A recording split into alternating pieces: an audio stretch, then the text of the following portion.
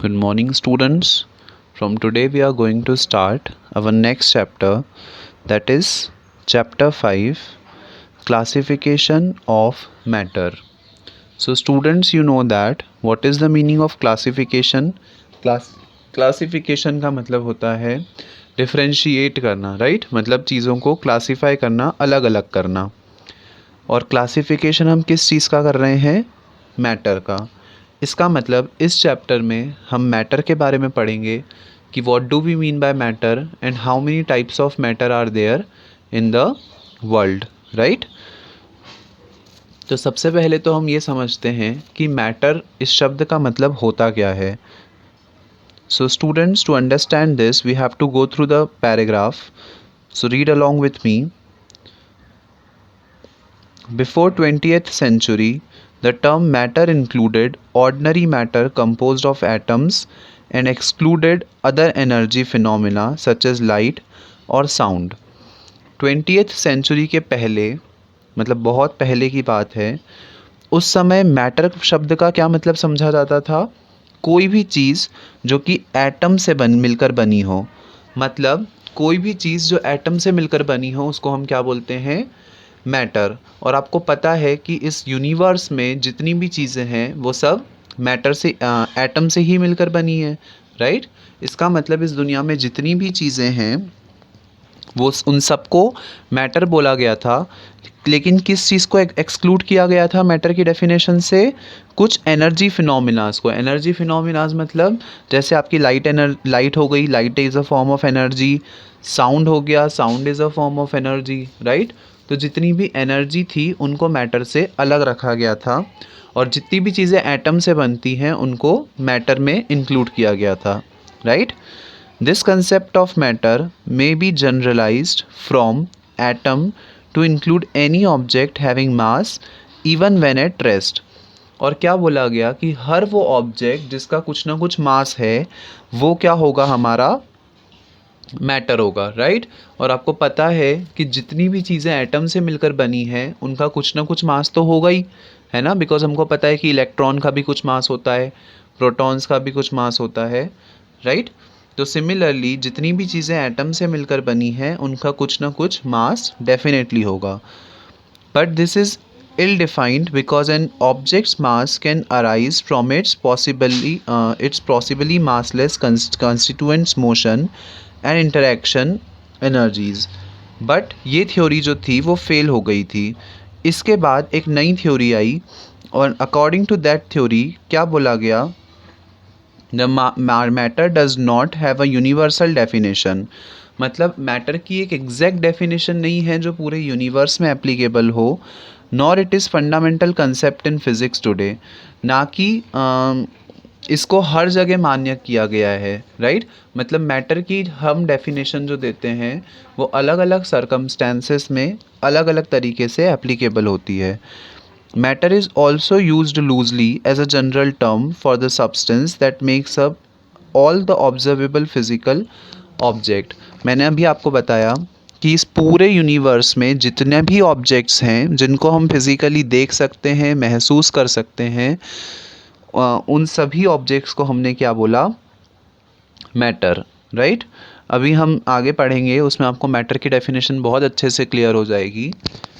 This is just the history of the matter कि matter की exact definition आने से पहले क्या क्या हाइपोथेसिस लगाए गए, साइंटिस्ट ने किन किन तरहों से सोचा, वो हम अभी डिस्कस कर रहे हैं, right? All the objects from everyday life that we can bump into, touch or squeeze are composed of atoms. वही जो चीज़ मैंने आपको बोली कि हमारे आसपास जितनी भी चीज़ें हैं जिनको हम टच कर सकते हैं, फील कर सकते हैं, स्क्वीज़ कर सकते हैं, वो सभी किससे बनी होती हैं? एटम से, राइट? फॉर एग्ज़ाम्पल आपको आज के आपके आसपास जितनी भी चीज़ें दिख रही हैं वो सब किसी न किसी वो सब एटम से ही मिलकर बनी है, राइट? हर बॉडी का जो सबसे छोटा पार्ट होता है जिससे वो मिलकर बनी होती है उसको हम क्या बोलते हैं? Atom. This atomic matter is in turn made up of interacting सब एटॉमिक पार्टिकल्स।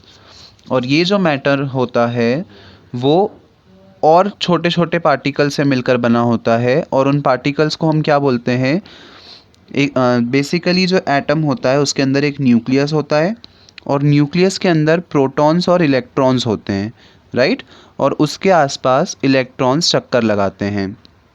अगर हम इसको डायग्राम की हेल्प से समझें तो कोई भी एटम का जो स्ट्रक्चर होता है वो इस तरीके से होता है कि ये हो गया आपका न्यूक्लियस। इस न्यूक्लियस के अंदर हो गए प्रोटॉन्स और न्यूट्रॉन्स, ठीक है। प्रोटॉन्स का मतलब होता है पॉजिटिव चार्ज और न्यूट्रॉन का मतलब होता है अनचार्ज्ड। ऐसी बॉडी मतलब हर एक एटम में प्रोटॉन और इलेक्ट्रॉन दोनों होते हैं। प्रोटॉन पे पॉजिटिव चार्ज होता है और इलेक्ट्रॉन पे नेगेटिव चार्ज होता है, और जो न्यूट्रॉन है वो अनचार्ज्ड होता है, राइट।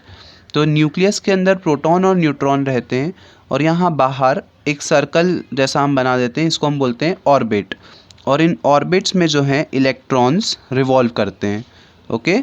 और किसी भी एटम में जितने प्रोटॉन्स होते हैं उतने ही इलेक्ट्रॉन्स होते हैं, right.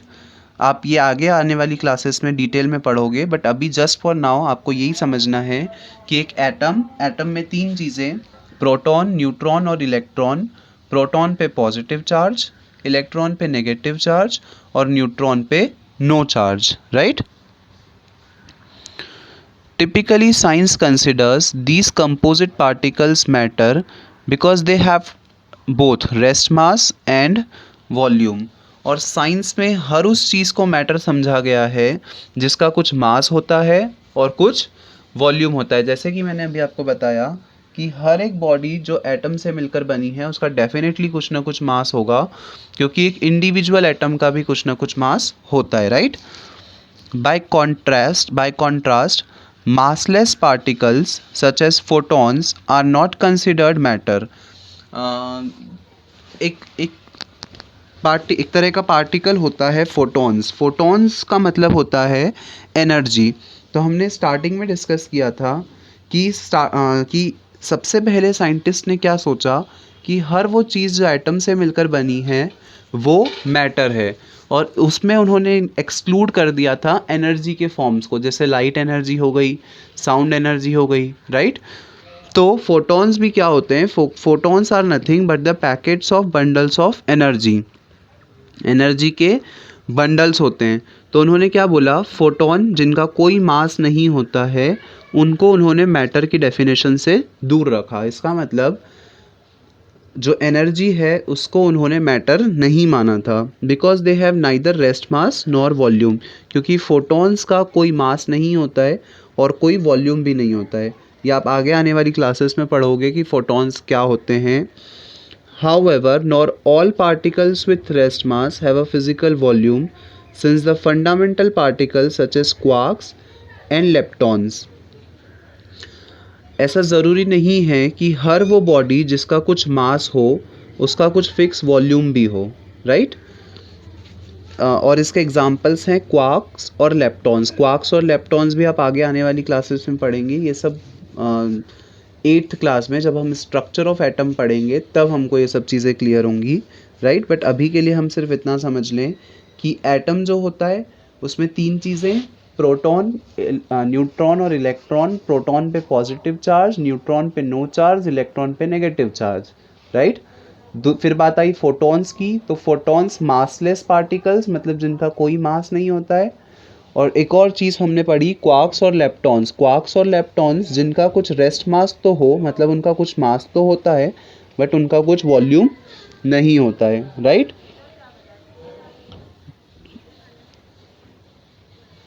Are considered point particles with no effective size और वॉल्यूम। और इन क्वार्क्स और लेप्टॉन्स को क्या बोला गया, पॉइंट पार्टिकल्स। क्यों, क्योंकि इनका मास है लेकिन वॉल्यूम नहीं है। Nevertheless, quarks and leptons together make up ordinary matter, and their interaction contribute to the effective volume of the composite particles that makes up ordinary matter। लेकिन जब ये क्वार्क्स और लेप्टॉन्स एक दूसरे के साथ इंटरैक्ट करते हैं तो क्या बनता है, मैटर बनता है। क्योंकि इनका खुद का कोई वॉल्यूम तो नहीं है लेकिन रेस्ट मास तो है। और जब ये क्वार्क्स और लेप्टॉन्स एक दूसरे के साथ इंटरेक्शन करेंगे तो क्या बनेगा, मैटर बनेगा। राइट नाउ अब हम पढ़ते हैं, ये तो अभी तक जो हमने पढ़ा वो थी हमारी हिस्ट्री ऑफ मैटर, कि मैटर की डेफिनेशन से पहले साइंटिस्ट ने क्या क्या चीज़ें सोची। अब आता है क्लासिफिकेशन ऑफ मैटर, कि हम समझें ये कि मैटर को हम क्लासीफाई किस तरीके से कर सकते हैं। लेकिन उसके पहले मैटर की एक सिंपल सी डेफिनेशन हम समझते हैं, that matter is anything that have some mass, occupy space or can be felt by our sense organ are called matters, right? मतलब हर वो चीज़ जिसका कुछ मास है, कुछ वॉल्यूम को वो कवर करती है और जिसको हम हमारे सेंस ऑर्गन से फील कर सकते हैं, उन सभी को हम क्या बोलेंगे? Matter, right? हमारे आसपास जितनी भी चीज़ें हैं वो सब मैटर हैं। फॉर एग्ज़ाम्पल अभी आप मोबाइल फ़ोन से वीडियो देख रहे हो, तो आपका मोबाइल भी एटम से मिलकर बना है, उसका कुछ मास है, कुछ वॉल्यूम है, तो वो भी क्या हो गया? मैटर हो गया।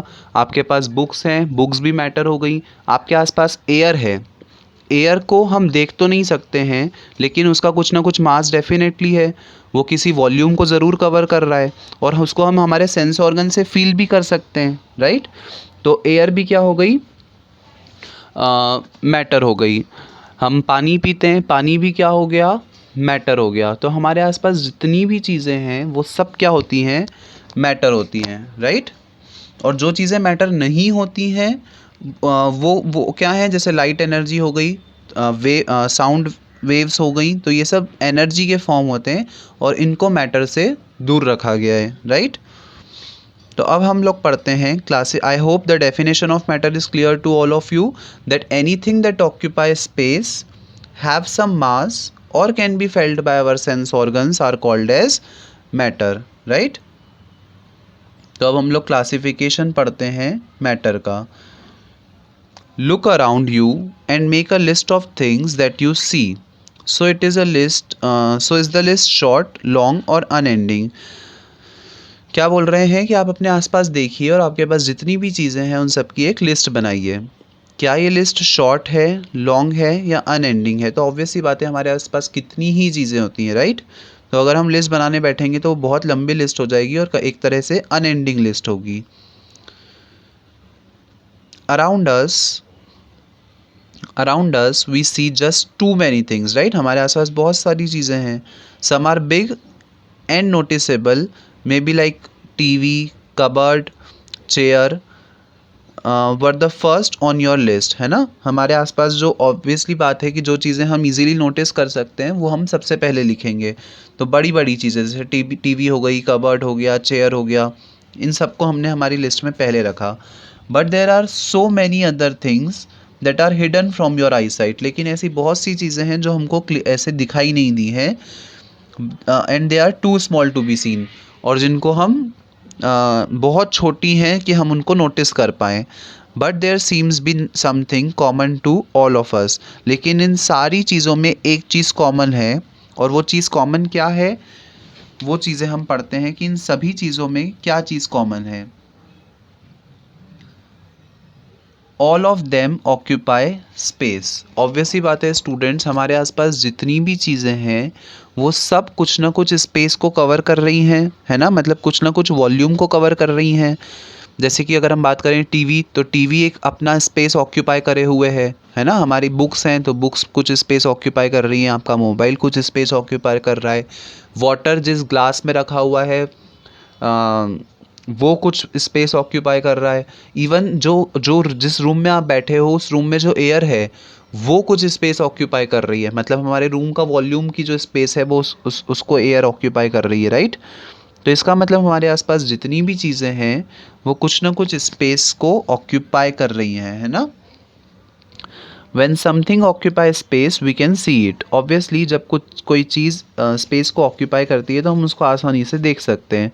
However very small things like germs also occupy space. हमारे आसपास जो germs होते हैं इवन वो भी कुछ ना कुछ स्पेस को ऑक्यूपाई करते हैं, but we can't see them, लेकिन हम उनको नहीं देख सकते हैं हमारी नेकेड आइज से, राइट? नॉर्मली हम उनको नहीं देख सकते, हमको उनको देखने के लिए माइक्रोस्कोप यूज़ करना पड़ता है, right? However with a microscope we can see them too, है ना? लेकिन माइक्रोस्कोप की हेल्प से हम उनको देख सकते हैं, और जब हम माइक्रोस्कोप की हेल्प से उनको देखेंगे तो हमको ये समझ आएगा कि जो माइक्रो ऑर्गेनिजम्स हैं, जर्म्स हैं, वो भी कुछ ना कुछ स्पेस को ऑक्यूपाई करते हैं, right. And the amount of space something takes up is called as volume. और कोई ऑब्जेक्ट कितनी स्पेस कवर कर रहा है उसको हम क्या बोलेंगे, उसका वॉल्यूम, राइट। आपको पता है, आपने मैथ्स में पढ़ा होगा, volume is equal to length into breadth into height, right. तो basically length into breadth into height का मतलब यही होता है कि कोई ऑब्जेक्ट कितनी स्पेस को ऑक्यूपाई कर रहा है उसी को हम बोलेंगे उसका वॉल्यूम। फॉर एग्जांपल यहाँ पर आपको कुछ चीज़ें दे रखी हैं। दिस इज़ अ क्यूबॉइड, ये सूप है जो कि एक कप में फिल्ड है। This is a rock, balloons, bicycle, chair, horn, right? So all these things all these things occupy some space, right? uh, that's why these all are kept in the category of matter, है ना। तो एक चीज़ हमने क्या पढ़ी कि इन सब का कुछ ना कुछ हर वो चीज़ जो कुछ स्पेस को ऑक्यूपाई करती है उसको हम क्या बोलेंगे, मैटर। लेकिन क्या सिर्फ यही एक सर्कमस्टेंसेस है? नहीं, एक और कंडीशन है कि हर वो चीज़ जिनका कुछ मास होता है, एक just a second students, all of them have weight. All the things that have some weight are kept in the category of matter, right? हर वो चीज़ जिसका कुछ वेट होता है उसको भी हमने क्या करा है, मैटर की कैटेगरी में रखा है। कैसे? All those objects we described having volume also have weight, right. अभी हमने क्या देखा कि जितनी भी चीज़ें कुछ वॉल्यूम को ऑक्यूपाई कर रही हैं, कुछ स्पेस को ऑक्यूपाई कर रही हैं, उनका ऑब्वियसली कुछ ना कुछ वेट होगा। किसी का ज़्यादा होगा, किसी का कम होगा, लेकिन वेट तो सबका होगा, right. The object is called light और heavy depending on the weight it has, right. हम किसी ऑब्जेक्ट को बोलते हैं कि ये हैवी है या ये लाइट है, तो हम कैसे बोलते हैं हैवी या लाइट? डिपेंड करता है कि उसका मास कितना है, राइट। अगर किसी ऑब्जेक्ट का वेट ज़्यादा तो उसको हम हैवी बोलेंगे, और अगर किसी ऑब्जेक्ट का वेट कम तो उसको हम लाइट बोलेंगे, right. A piece of iron seem to have greater weight than a ball of wool. Obviously अगर हम एक आयरन का पीस लें तो उसका जो वेट है वो ज़्यादा होगा। अगर हम वुल की एक बॉल लें, मतलब ऊन की एक बॉल लें, तो ऑब्वियस ही बात है कि आयरन का वेट वुल से ज़्यादा होता है, राइट। तो इसका मतलब अभी तक हमने दो कंडीशंस पढ़ी, that all of them occupy space, हर एक चीज़ जो स्पेस ऑक्यूपाई करे, और हर एक चीज़ जिसका कुछ वेट हो उसको हम क्या बोलेंगे, मैटर, राइट।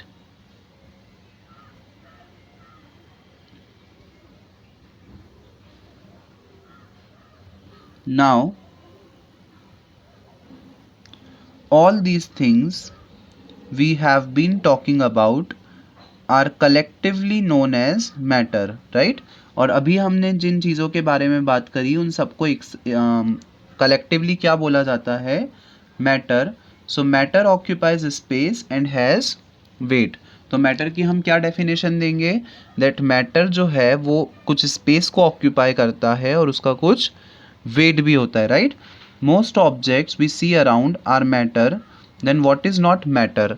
ऑब्वियसली बात है कि अभी हमने क्या पढ़ा कि जितनी भी चीज़ें हम हमारे आसपास देखते हैं वो सब क्या हैं, मैटर, राइट। तो कौन सी चीज़ें हैं जो मैटर नहीं हैं, right. So radio signals, TV signal, telephone signals are not matter. मैंने आपको बताया कि जो एनर्जी के फॉर्म्स हैं वो सबको हमने मैटर की डेफिनेशन से बाहर रखा है, राइट।